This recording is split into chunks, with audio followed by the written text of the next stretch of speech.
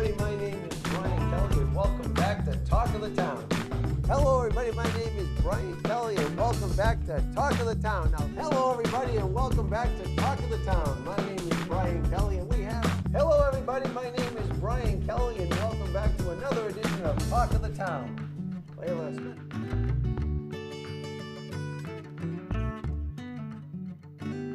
Hello everybody, my name is Brian Kelley and welcome back to Talk of the Town.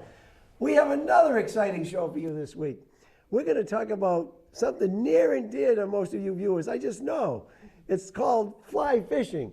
And I have some guests with me that are experts on it. I just can't believe there are people around here that are passionate about fly fishing, and I don't know very much about it, so we're going to learn a little bit about it today. So on my right here, I have Joe Cordeiro. Joe, welcome to the show. Thanks, Brian. And Joe makes flies. Yeah, right? it's crafts for men, really. So he's into crafts for men, and we're going to show you some of, you can see some of his handiwork in the background. And then over here we have Virginia and Ted Putnam. Welcome to the show. And Ted, you grew up in Milton, right? Long time ago. And Ted owns a fly fishing lodge, one of the top ones in the world, right? Yep. Up in Canada, up in Ontario, up north of Minnesota, not too far from Fargo, North Dakota, or Winnipeg. It's a hike. How many hour drive? Nice 30-hour drive. 30-hour drive. So we're going to talk about how does a guy from Milton end up owning a fly fishing rod way the heck up there. Okay, so we're going to talk about fly fishing. All right, I'm a novice. I don't know anything about this sport. Let's talk about fly fishing. Who wants to start?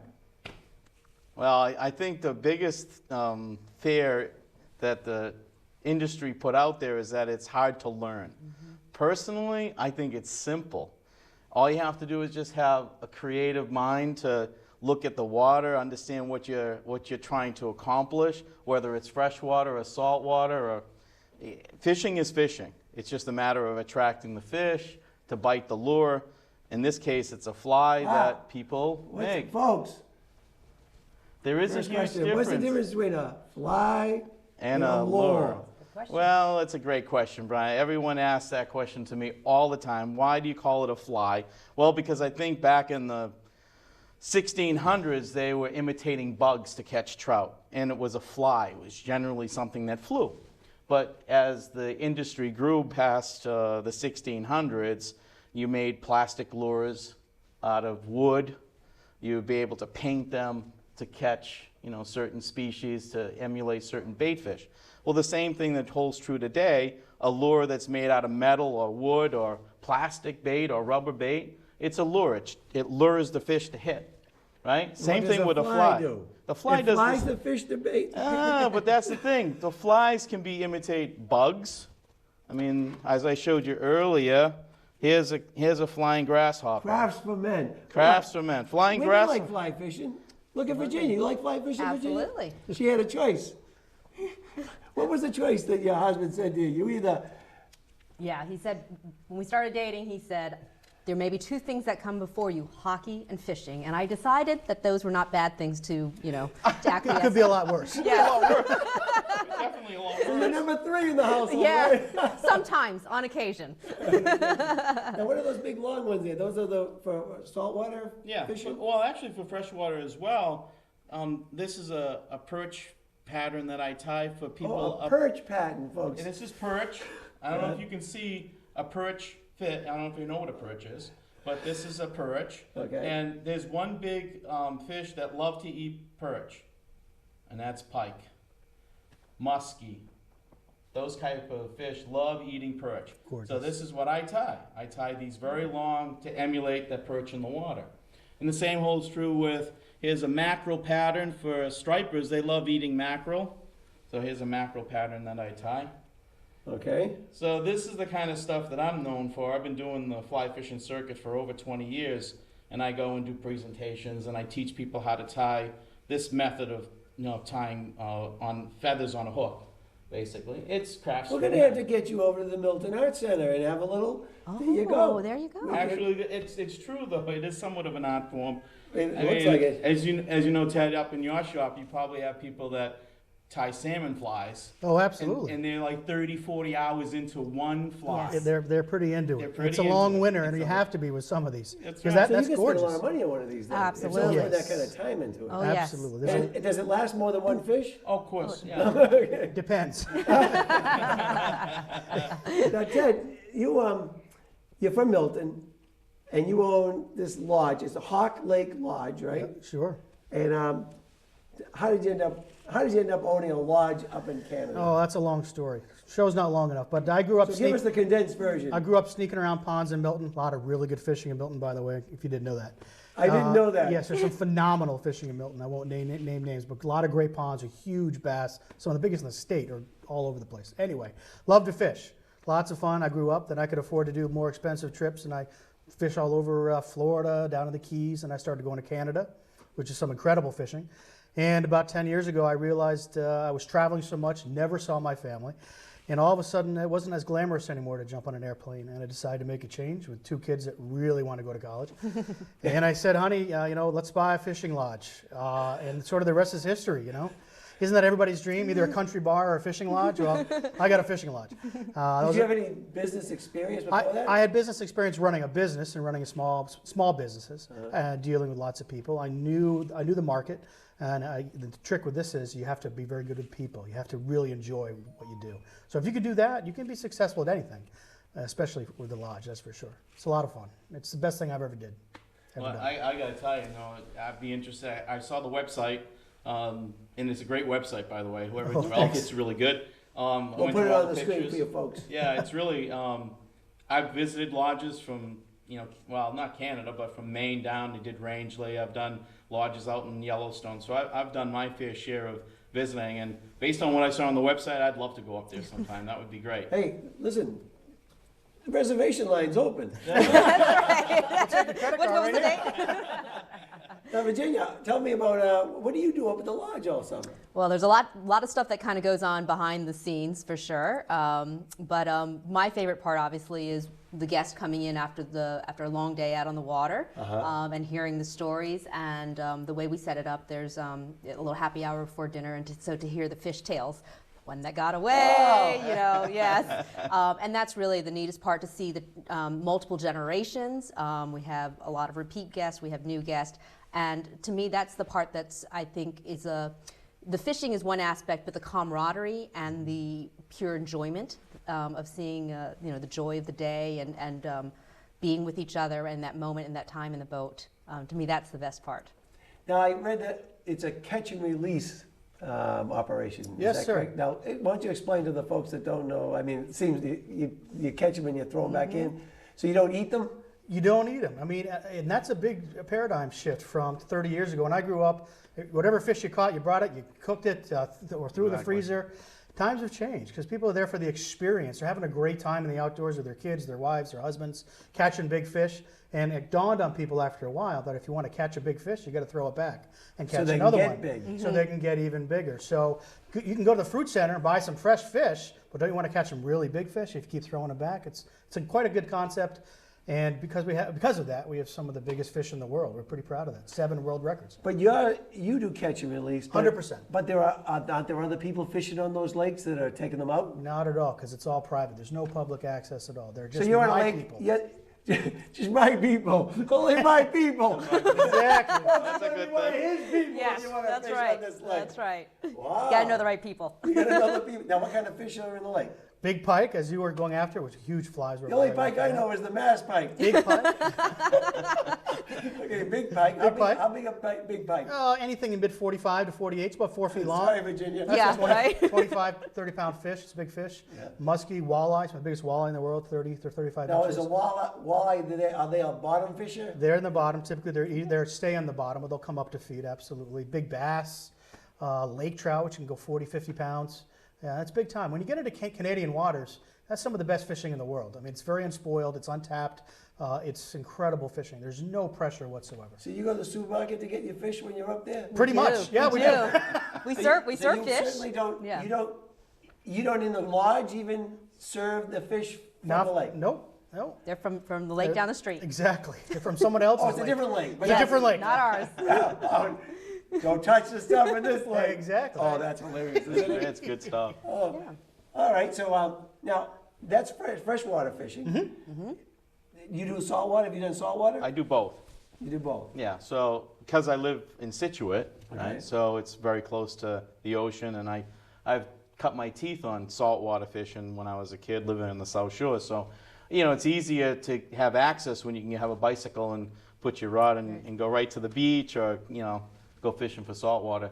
But I think what happened was, some of my idols growing up, Ted Williams, Kurt Gowdy, and Gadabout Gaddis, those were guys that were fly fishing to me, were like, those are the people I want to emulate. So they are the ones who got me hooked on trout fishing. So I think what's happened is that it's the best of two worlds. You can go trout fishing, there's some great creeks, just local, and Duxbury, Taunton, all along Plymouth has some great trout streams. Very small, very thin, but you have to size your equipment accordingly to the size fish that are there. So if you're going to catch 6 or 10 inch native brook trout, which is one of the most beautiful fish species, you have to go to a smaller hook, a smaller reel, a smaller everything, because they're only this big. So it could get expensive if you're going to do all different types of. Oh yeah, it does, and it gets very expensive if you want to go. But saltwater, of course, is a whole different game from experience. So what the lodge can offer is expertise in lake fishing and stream fishing, with that type of. But there's also a lot of experience here in the South Shore. Even here in Quincy, right along the shoreline there, you can saltwater fish for stripers, bluefish. Can you do it from the shore? Absolutely. I do it from the shore all the time.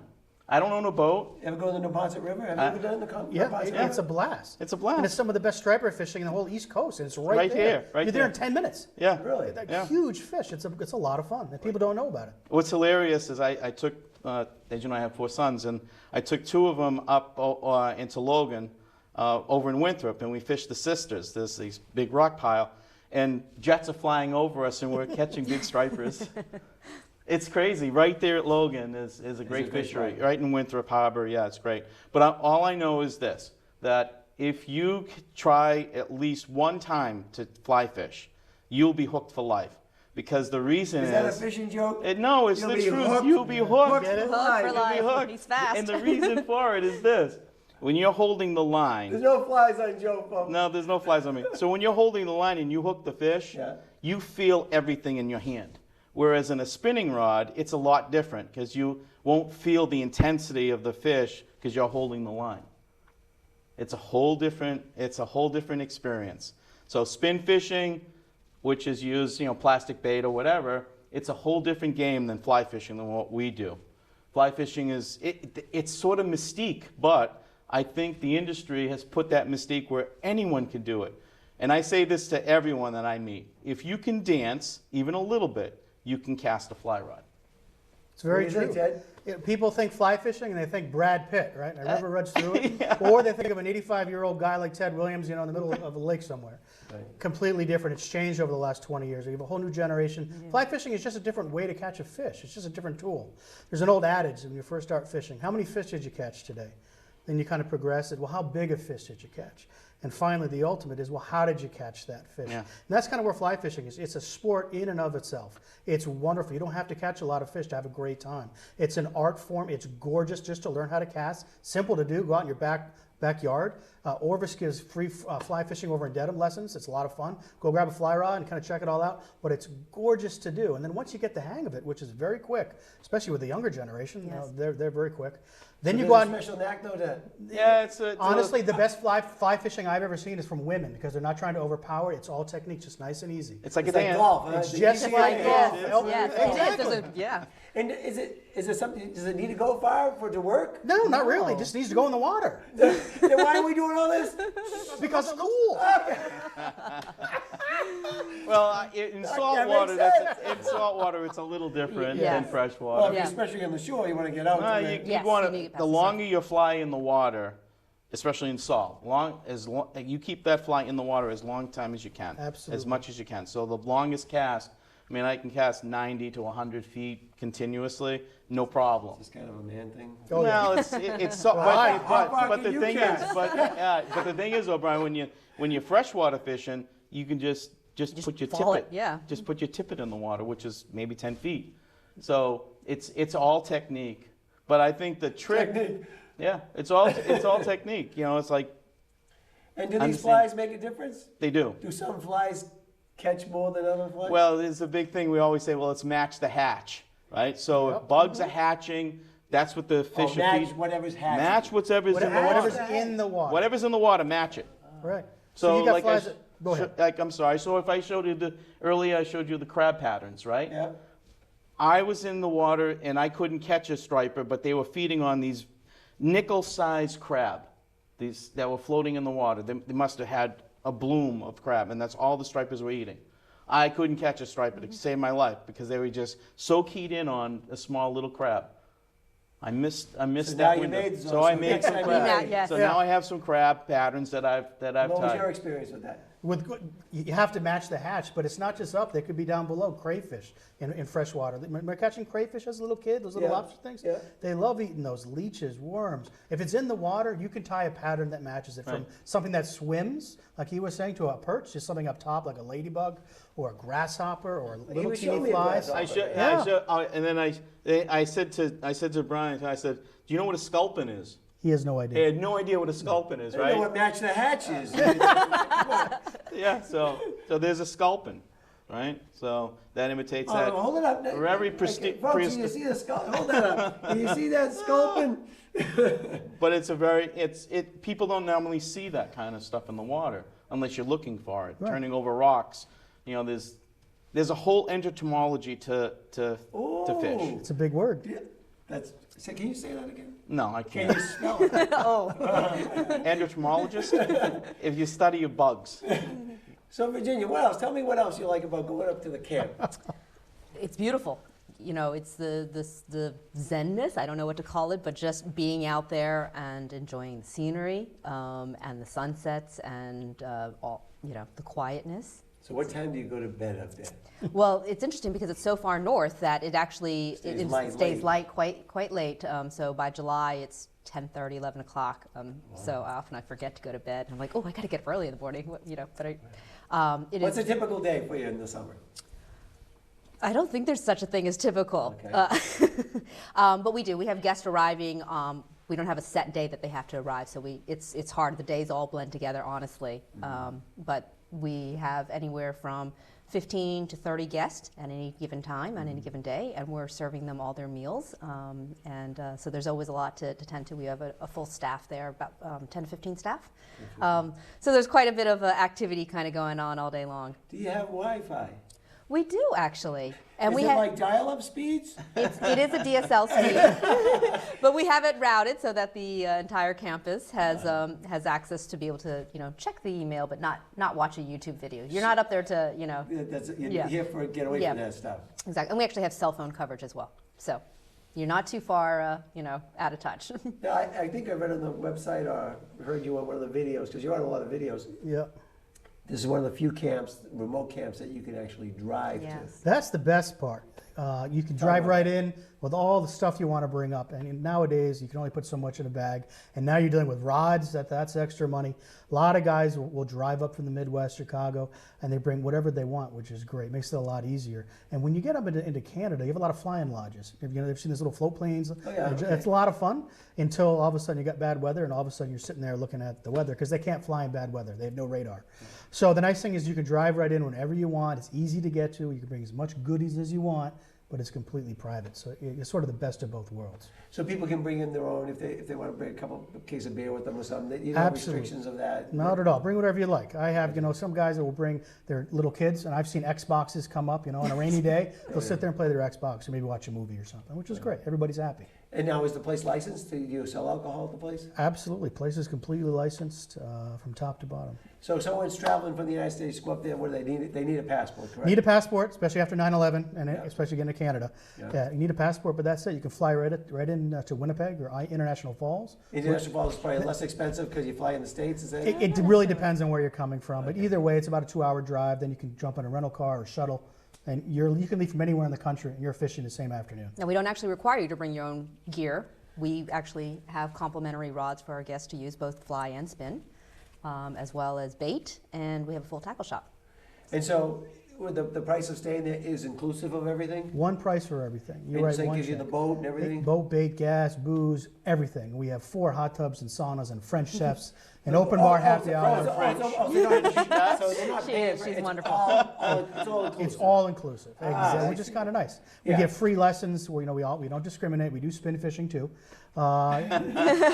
It's all good. We're not that snobby. It's a lot. But of our fun. boats are geared towards, and you'll appreciate this, as a fly fisherman, you want to have a different type of deck than if you were spin fishing, and so the boats are. Have platforms, casting decks, if you will. So up front, you can survey the land, the water, and do your Because you thing. want to have a long cast.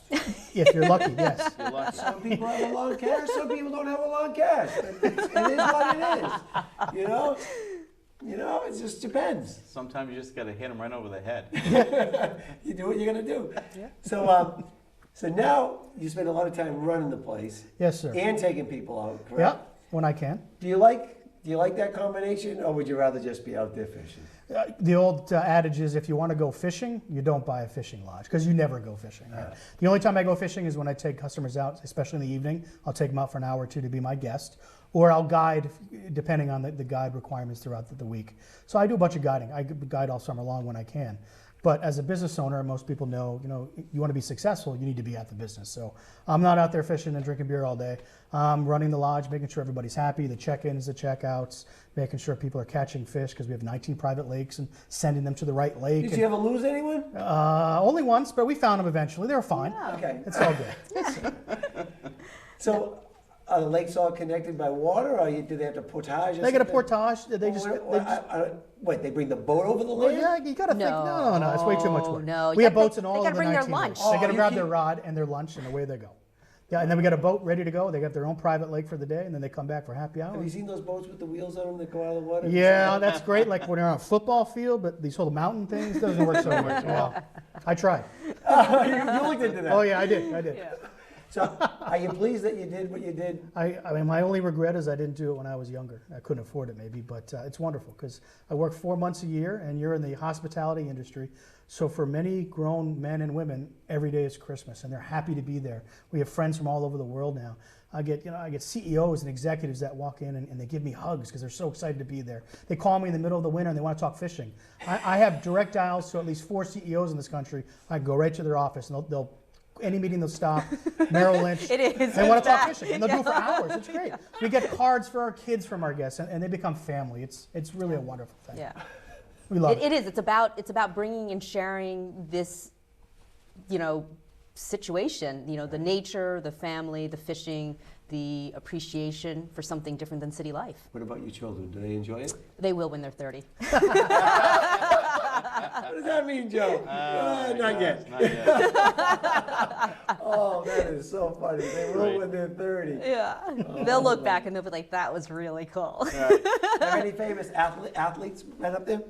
We had Chris Pronger last year. Remember the defenseman from Philadelphia? It was about 6'9", like without skates. That was a lot of fun. He brought a whole bunch of NHL executives and old timers up there, which is pretty fun. Is any of the Bruins up there yet? No, but they're on my list for sure. We're going to get some guys up there for sure. Yeah. That sounds like fun. It's a good time. Maybe you'll get him up there someday. There we go. Absolutely. I'd love to. Yeah. We would love it. Yeah, it is. It's about an opportunity to spend time talking, connecting with your fishing mates And your family. and your family. Right. Yeah. Well, generally, I don't like to bring the family. I'm not going to go there. Okay. I don't go there. I generally like to bring the family. Because then they put too many demands on me. Yep. Yeah, that is interesting. Well, people ask me, "Do you get to fish a lot?" And we have younger. When we started out this venture, we had younger children, and if we were out fishing as a family, I was focused more on them. Getting them untangled, getting Right, them of course. rebaited. Getting So. Yeah, if you have younger children, definitely it's wonderful to introduce them to it, but know it's a that lot more Changes your it experience. changes the experience. Right. Yeah. But I remember I've taken the kids out to Yellowstone and fished the Madison and all the Great Gallant, and when they turn 17, 18 is when I let them. You're on your own. Yeah.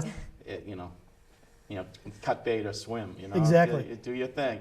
And I didn't have to, once I taught them the basics, and I just leave them alone because, as you said, you get to spend so much time. You want to enjoy it yourself because you can spend a lot of time on the water just helping a lot of people out. And I don't mind doing that, But when I'm on vacation, I like to have fun too. No, absolutely. So I got to ask you guys though, what do you guys do for vacation? Because when you go to Canada and you're at the lodge, You go to Milton that's and not enjoy the Exactly.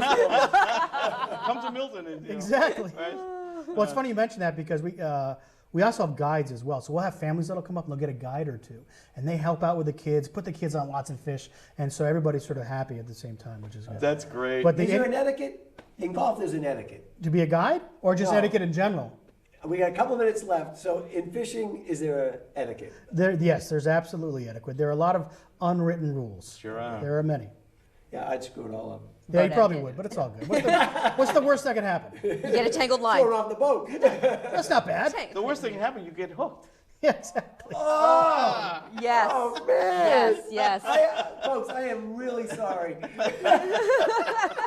You're a sick man. I am. It happens. It does. And It if folks want happens. to get a fly from the world famous Joe Cordeiro, Silver, you want to give them your email or not? No. Okay. These are special. Contact me, folks. Contact me, folks. We'll put you in touch with Joe. Yeah, get in touch with him. If you want some flies, I'll definitely get you some Hey, flies. there's no flies on him. No. It's good. Look at you. It's fun. All right. Hey, well, I appreciate you coming here and share with the folks. So there is some fly fishing going on here in Milton. There is. There's a lot of fly fishing. And you could have some of the best fishing in New England, 10 minutes right down the street. Whether it's fresh or salt. Yeah, That's right. It's right Both. here. And you're saying Orvis over in the Dedham Mall? Yeah, they Is give that free a good fly place to help casting people get lessons? started? Absolutely. Free Yeah, fly right. tying as well. There are a lot So if of you want to fun. learn how to do these, They're happy to help. yeah, he can show you. But there's also down the street. They have free classes pretty much a couple times a month on the weekend. We took our kids. That's how they started learning how to tie. Jeez. Yeah, it's all I right learned how here. to tie one on too when I was in college. Yeah, of course you did. And look at you now. We did a lot of fishing in college. Oh man. Well, I just thought this was hilarious to find out. I'm talking to Joe and he's like going crazy about the fly fishing and then my daughter was babysitting for you. And she said, yeah, there's a lodge up in Canada. I'm going, Canada? They live here in Milton. It's a good thing. And so, Small in all world. candor, it is a very small world. But- Absolutely. well, good. Well, I wish you lots of success and Thank you. happy, no, happy trails, happy fishing. Tight And, line, tight lines, Yeah, tight lines. tight lines. Oh, Tight, That's tight and lines. bent rods. And what? In Bent Rock? Tight line and bent rods. Nice. Nice. Okay. So, folks, we offer everything here on Talk of the Town. I hope you enjoyed this fly fishing edition. And pretty soon, right? When can you start? It's 3 or 4 weeks for me. We still have 2 feet of ice, but soon. Soon. Yeah. Okay. And, Well, and here in the salt, and probably April 15th is when the first herring show up, and usually right behind that are the stripers. So Game There we on. go. game on. shoot, you were probably in the herring run in Weymouth catching them. With Believe the me, net. yes. With the net. Yes. Forget the flies. Just scoop them out. All right, folks. Well, listen, you've wasted another perfectly good 30 minutes, but I hope you leave it with something of interest. Thank you for watching Talk of the Town. We've been talking with Ted and Virginia Putnam and my good friend Joe Cordeiro. We've been talking about fishing, something that is near and dear to my heart. Really? Not, but you never know. You never know. Maybe I will get Hooked. hooked. Thanks, folks. Have a great night.